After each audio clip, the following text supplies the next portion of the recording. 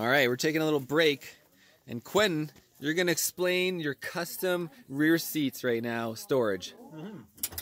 So, I had this custom box built by Mike at SimFab. And what he did is he designed this so it's an easy removal, easy install of this box. So when you got a 4-seater, you can just pull out the 2 rear seats and slide this in for all this extra storage.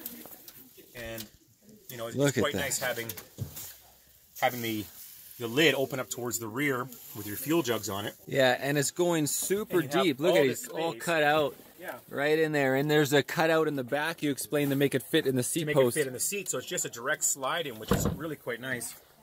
And it uses we designed it using all factory seat bases. So we have this lower platform, which could be used alone if you don't want the box, you want even more space. You can use the lower platform.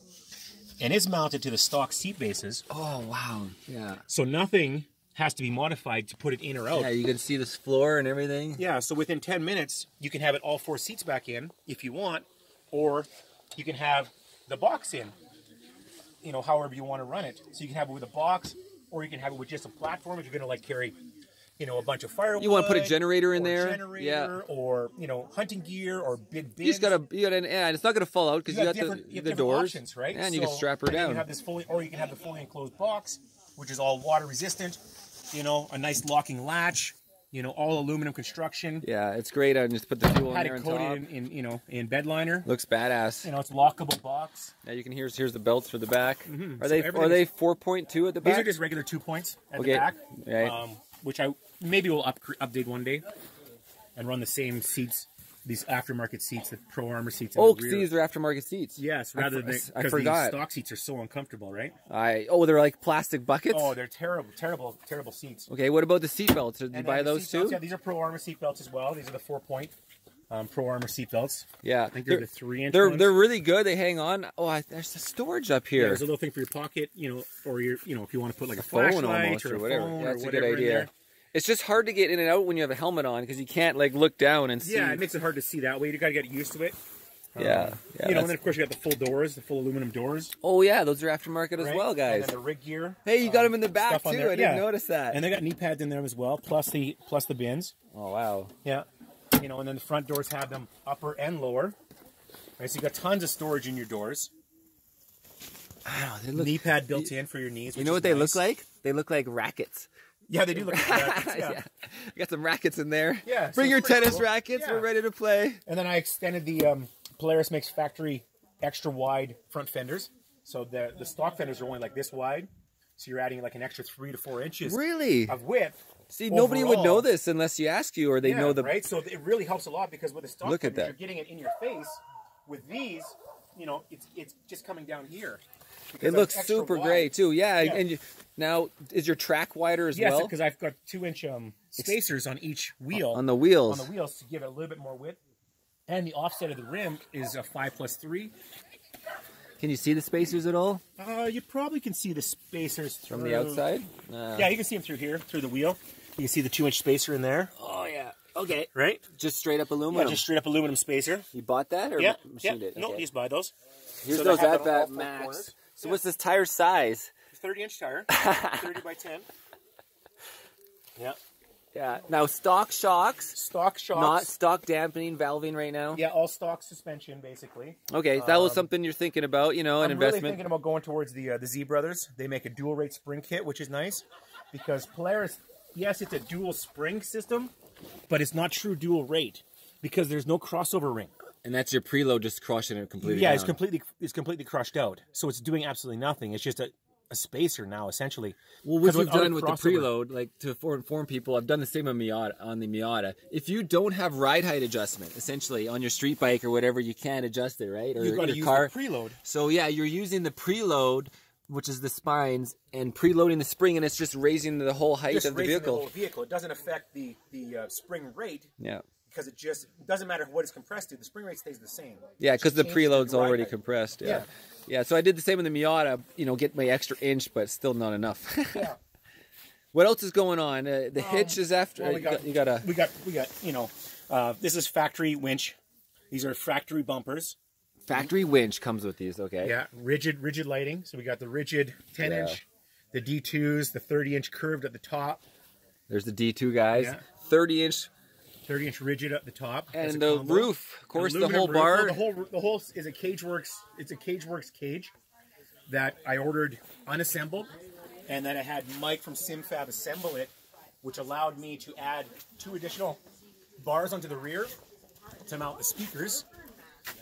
Right, so these bars don't come with the kit, so these were added on just to allow a better placement for the speaker. Oh yeah, that's right. So normally there wouldn't be right here. Yeah, there would be nothing there. It would just be this, and the front too. It's normally a cross beam with this one. Well, this kit came with that. Okay. Came with those front bars. That's like Formula One. What? Like a Formula One Halo, I guess it would be there similar you go. Yeah, and then I've got this little this Quad Boss bag, which is cool. I always forget about it, but you fit your drinks in here. It's a tube. It's an insulated tube. What? Yeah, so there's zippers on that side, and your cans. I think it holds like 8 cans or something. Oh, dude, we could have brought a whole bunch of cans. I totally forget about it all the time. I just got that. It's new. I am gonna bug you about this because I'm thirsty, and we don't have a whole bunch. Put it all in there. No, it's all insulated. We could have filled it with soda water. Yeah. Yeah, we could have whatever we want, right? Oh, that's awesome. Okay, let's walk to the back here. And then the back, we've got a spare tire carrier, which I had custom built actually to mount onto the stock rear bumper system. So it's basically a 1 3/4 inch clamp with a bar that I had custom built to give me the distance, so it wasn't leaning or resting against anything. Yeah, we got to put some metal protector on that one. Yeah. So we got that. Oh yeah, here's adjustable compression. Yeah, there's your adjustable compression. Yeah. Wow, it's a big knob. Big knob. Look how big a remote reservoir, right? Yeah. Well, look at the pump. Look at the size of that. Yeah, it's huge. The oil has to pump. Yeah. So here you can see again the rear has got 2 springs, but the main spring is completely it's shut. Literally shut out. It's so soft, it's useless. So with the Z Brothers, the dual race spring, I'll have like actual spring up here for all the soft speed stuff. Then I'll have a heavier load one here for the high speed, for like the big, jumps and stuff like that, which will have a crossover ring. So the crossover ring is what stops. You'll have a better ride across the little stuff. Yeah, better ride across the little stuff because it'll be softer when you want it and harder when you need it. It's like removing preload on the street bike, trying to get across the little bumps. So right now and then of course I also added this in here as well, this blowhole. So this is an inline fan. This is really, really, really important. Yeah, we talked about this before. Most people don't even know about this. This blowhole actually forces air through the intake into the clutches, and it keeps your clutches at least 20 degrees cooler, which is super nice because if anybody's blowing belts on a regular basis, you put one of these in, there's no more blowing belts. I used to blow a belt twice every time I went riding. Oh yeah, we talked about that last year. This fan is just only $250. Yeah, so it's feeding the whole... Yeah, it blows right into there. And then, of course, it forces it out the exhaust. So normally your engine only pulls on the other side. Well, the engine pulls on that side, but the clutch is pulled from this side. Yeah. But the clutch... But before it never pulls. It just there's no sucking. Yeah, there's no sucking, right? So that it needs a fan to actually pull cold air in. And that's what keeps the belts cool. So these are the things you learn as you go, essentially. And so, boom. And without that, you're going to be blowing belts all the time, or else you're going to be riding super slow and super easy, right? It doesn't make any sense. I think everybody owes Quentin a donation for that information if they make use of that. If you don't have a blowhole and you have issues with your belt, send a PayPal to Marcel. He'll split it with Quentin. We're splitting donations for this great information. Exactly, yeah. Yeah, that's probably the best mod that anybody can do on a machine when they first buy a machine. Would be my very first thing to do. I mean, you want to survive out there. You don't want to have a hectic time. And most people, when they buy a new machine, they don't buy a spare belt. Oh, the stranded. You get out there, 15 minutes down the road, you shred your belt because you've never done it before. You don't know how to control the temperature. You don't know how to break in the belt. Now you're stuck out in the middle of nowhere with no spare belt, not even knowing how to do it. Man, this should be a warranty issue. They usually do warranty it the first time because you don't know, but belts are usable things. So how do you manage the stock belt? Well, there's a break-in period. There's a recommended. So if you read through your manual, there's a recommended break-in period. But if you get stuck out there, and trust me, I've done it. I've done the break-in period and run hard. 15 minutes later, boom, I blow the belt, just overheating. Even going up the road that we came up Gillard, I blew a belt going up that one time. Mm-hmm. Right? Man, yeah, that's a real design issue with the Polaris. Yeah, really, really bad design. All right, well, that's pretty much, and you got the sound system on the front there too, and all Pro Armor sound system. Anything else that you can think of? No, I think that's pretty much got it covered. All right. All right. Let's rock on. All right, away we go. So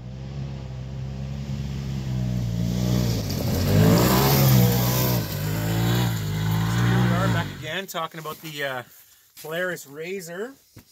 2017 turbo. Yep. So what did we miss on our parts aftermarket? We stopped at the blowhole here, and then we forgot about the trailing arm guards. These are made by Pro Armor, and they've got like a heavy plastic skid on the bottom. Kind of like a Delrin slider, yeah. Yeah, a slider. And then, of course, the entire bottom of the machine has got a full 3/8 thick plastic skid plate all across the whole thing from edge to edge. So you got full protection of every single thing, front to back, on the machine.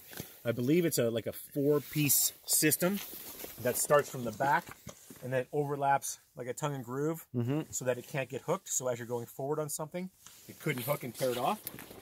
Yeah, I'll try to get another shot. And it comes all the way up to the front and actually wraps up to the front to protect your front transfer case and all the drivetrain. Oh, wow. You can see now we can really see it. Yeah. Yeah, it's made by factory UTV. Look at that. Super smooth. Yeah. All those huge rocks is really strong. And it's also recessed. Like all the bolts are pulled up and recessed. Oh, you got one section back there. It looks like it's torn up a little bit. Yeah, it might have hit a rock or something, but that's right where it comes to the trailing arm. Oh, yeah, where it connects. Yeah, where it connects. So that would be the lowest points, right? You got a bit of a spot right in there. Right back there, yeah. Right to your... a little rough back in here. Right in this area. But it's just a scratch. There's nothing broken. I mean, even the bolt head is fine. Yeah, and this all came with it. Up here is all the same kit. Yeah, that's all part of the same kit. Yeah, from them. Okay. What did that kit run? Yeah. I think they run about $1,200. I think. Okay. For that in the 3/8 inch thick, you can get a 1/2 inch thick one as well, but I didn't think it was necessary. 3/8 inch thick. Cool. 3/8 is pretty good. Yeah, 1/2 inch double almost. Yeah. Or I mean a little bit thicker. Yeah, I got you. Yeah.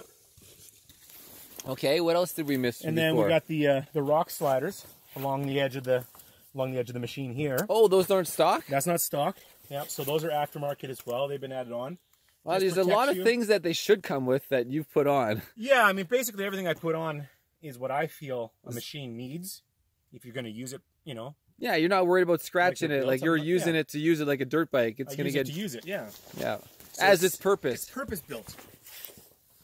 Right? Purpose-built machine. And, yeah, it goes really good. And, you know, you got the full audio system in there, front and rear. That Bluetooth to my phone. And, yeah, it's the only thing stock, really, that most people would change is the exhaust, maybe. Yeah, but lots of people change that out, you know. But you haven't. But I haven't changed that as of yet. I haven't found what I want. You know, I'd like to find something quieter than stock would be nice. Yeah, quiet is nice. You know, it's always sounds cool at first when you got a loud machine, you fire it up and rum, rum, rum, it's all cool. But after like 2 or 3 hours of riding... That's because you're on the throttle. Your head is just, you know, pounding and it's too much to take, so... Especially when we're trying to talk. Yeah, and talk and, you know, do whatever, so... But yeah, I mean, you know, like, what I'd like to upgrade next would be, like, you know, upgrade the blow-off valve for the turbo, because that sounds super cool. You know, maybe do a... Oh, that would be cool. An ECU upgrade as well. You know, and then I'd probably do, like, the cat back exhaust. Evolution Power Sports makes a really nice kit where you got, you know, their full tune, their map tuner, their cat back exhaust, you know, tail section basically, and then the blow off valves with the silicone charge tubes and silicone flow through tubes. One thing you didn't mention, of course, these are not stock wheels either. No, and you got bead locks on them. Bead locks, yeah, true bead locks from STI. They're not like they're top of the line wheels by no means, but I'm so hard on the wheels anyways. Well, this is a used tire. Okay, so let's look at the tread.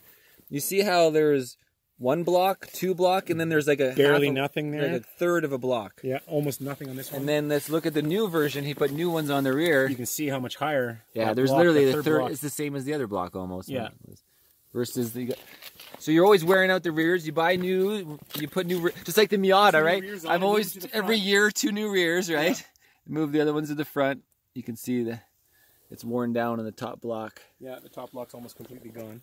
All right. Yeah, so that's that. From the top of the mountain, somewhere here. Some random find. Some random find. Showing everybody our setup here. I'm using the old Drift Ghost S's with the new Schubert R2s with the built-in communication that we just installed in this corner right here. All right. Cool.